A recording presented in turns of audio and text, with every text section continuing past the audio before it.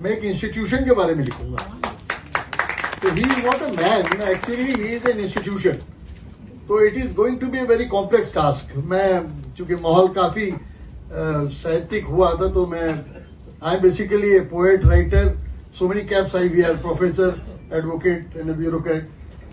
तो मैं शुरू करूंगा एक शेर जो मेरा मेंटर थे कैफी आजमी साहब, उनको बहुत पसंद था, उससे शुरुआत करूंगा मैं। किसी को गीत देता हूं, किसी को साज देता हूं, किसी को गीत देता हूं, किसी को साज देता हूं, बहुत खुश होता हूं तो हर राज देता हूं, बहुत खुश होता हूं तो हर राज देता हूं। नहीं कुछ बचता है जब लुटाने के लिए, नहीं कुछ बचता है जब लुटाने के लिए, तेरी खोई हुई आवाज को आवाज देता हूं। अब इस मीट में राइटर्स मीट है, इसके अंदर हम क्या मैसेज देते हैं? एक्चुअली डॉक्टर संदीप मारवा ने सही कहा कि लेखक जो है वो कहीं ना कहीं से खुद उसके अंदर कुछ इनबॉर्न चीजें होती है। My grandfather was the first Indian civil surgeon, Rai Bahadur doctor Kedarnath Goyal. He was a friend of Rabindranath Tagore. तो उनकी मुझे पोइट्री मिली पुरानी, तो उसको मैंने कंपाइल किया। तो मैंने देखा कहीं ना कहीं लेखक हर जगह छुपा होता है एक व्यक्ति के मन में। एक अभिव्यक्ति जो है, हर व्यक्ति के अंदर विचार होते हैं, भावनाएं होती हैं, अभिव्यक्ति का वो माध्यम ढूंढता है। कोई संगीतकार बनता है, कोई डांसर बनता है, कोई पेंटर बनता है, कोई कवि बनता है, कोई लेखक बनता है, और हर एक के अंदर एक अपनी यूएसपी होती है, यूनिक सेलिंग प्रोफेशन।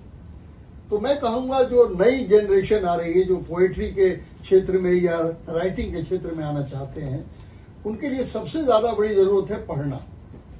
और मुझे खुशी इस बात की है कि ये डिजिटल माध्यम जो किंडल वगैरह चल रहा था, उससे मैं बहुत ज्यादा हताश हो गया था कुछ सालों पहले। तो जहां इंस्टीट्यूशंस में जाता था, I teach management and law, तो हर आदमी किंडल पे या मोबाइल पे ज्यादातर समय 30 to 40% वो अपना फेसबुक वगैरह उनका रहता था। लेकिन अब पिछले 2 साल से मुझे खुशी है, कुछ पुस्तक मेला वगैरह में जाके मैंने देखा कि young generation is going towards reading habits, क्योंकि बहुत जरूरी है। हर चीज गूगल पे आप देख लें तो डिक्शनरी का महत्व खत्म हो जाता है। डिक्शनरी बहुत जरूरी है, आज भी हमारा बचपन का माध्यम है। अब एक बहुत बड़ी चीज मैं आपको ये बताता हूं कि कुछ बार आर्टिस्ट इतने बड़े होते हैं। बहुत पुरानी एक बात आपको बताता हूं। हम बॉम्बे में बहुत लंबा अरसा गुजरा मेरा, I belong to aviation, I am aviation expert. तो हम कैफी साहब और शौकत आपा की 50वीं सालगिरह थी शादी की, तो हम सब लोग वहां गए, और वहां पर जो है वो एम.ए. हुसैन साहब आए। तो मैं पहली बार अपनी जिंदगी में अगर किसी आदमी से प्रभावित हुआ या कोई खूबसूरत आदमी मैंने देखा है तो एम.ए. हुसैन कह सकता हूं। वो हाथ उनसे मिलाया हुआ, हाथ या तो एक माइकल जैक्सन से मिलाया था, first Indian in the country.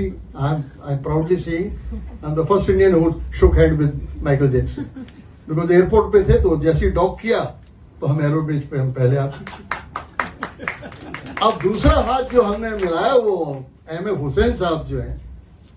अब जब वो पेंटिंग बनाने के लिए सब हम गिफ्ट लेके गए थे कैफी साहब के लिए, तो ये हुआ भाई क्या गिफ्ट दे, क्या गिफ्ट दे। हुसैन साहब से पूछा आप क्या देंगे, तो एक बहुत बड़ा कैनवस था और बहुत सारे कलर्स रखे हुए थे। अब हम गप्पे मार रहे थे, सुनील दत्त साहब थे, भूपेन हजारिका थे, महेश भट्ट थे, नासिरुद्दीन शाह थे, वो सब लोग हम लोग गप्पे मार रहे थे। और उस बीच जो है वो जावेद साहब पोएट्री पढ़ रहे थे कैफी साहब की। एम.ए. हुसैन साहब ने ब्रश लिए और ब्रश लेके वो एक ब्रश इधर मारा, एक ब्रश उधर मारा। 15-20 मिनट तक महेश भट्ट साहब भी बोले, सुनील साहब ये हो क्या रहा है, इतना बड़ा आर्टिस्ट है वर्ल्ड फेम का, हमें तो कुछ समझ ही नहीं आ रहा।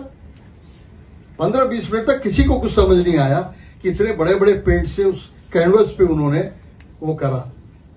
हजारिका साहब कहने लगे, भाई यार बड़ा गड़बड़ लग रहा है, हम लोगों में समझ नहीं है क्या तो पेंटिंग की। आप बिलीव नहीं करेंगे, लास्ट के 2 मिनट में उन्होंने छोटी कूची लेके कुछ निशान लगाए और पूरी पेंटिंग उभर के आ गई। तो ये एक आर्टिस्ट का एक कमाल ये होता है। अब लेखन के लिए मैंने जैसे कहा अनुभव की बहुत जरूरत है, और जैसे आज उपाध्याय साहब ने कहा हिस्ट्री के बारे में बात कर रहे थे, तो एक बहुत बड़ा दायित्व जो है वो आने वाले लेखकों के ऊपर जाता है कि वो रिसर्च करें। किसी भी लेखन के लिए, गहन के लिए, कविताओं को बात छोड़ दीजिए। संदीप मारवा साहब ने सही कहा, जहां ना पहुंचा कवि वहां पहुंचा, जहां ना पहुंचा रवि वहां पहुंचा कवि। तो चांद को वो कहते हैं 14वीं का चांद हो, तो आप देखिए कुछ भी नहीं है वहां पर, लेकिन वो खूबसूरती से कहते हैं उसको।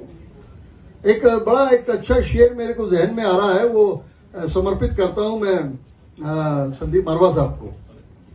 उसमें क्या है कि अब आदमी he is so energetic, he is so powerful, at least he is given a break to the age also.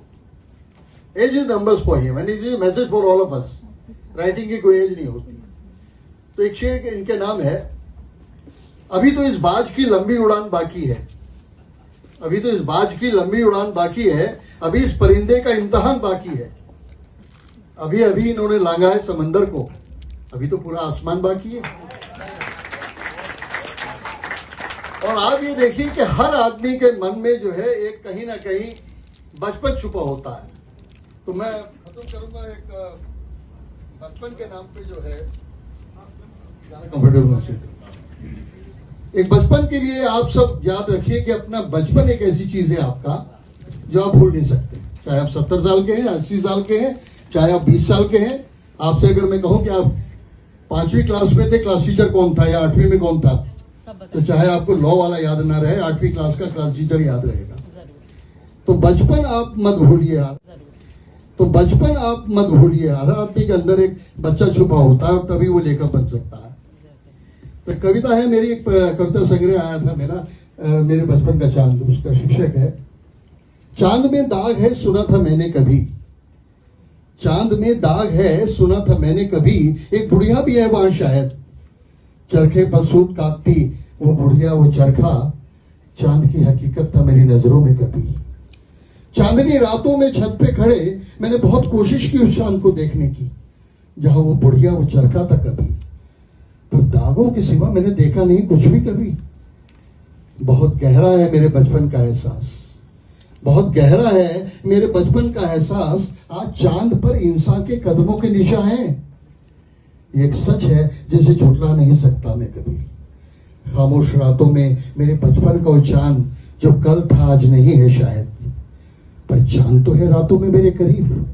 हो सकता है समय के साथ वो बुढ़िया वो चरखा कहीं खो गए, और दाग हाँ दाग उसे वक्त ने मिटा दिया है शायद। तो ये एक कविता थी, और लास्ट मेरा एक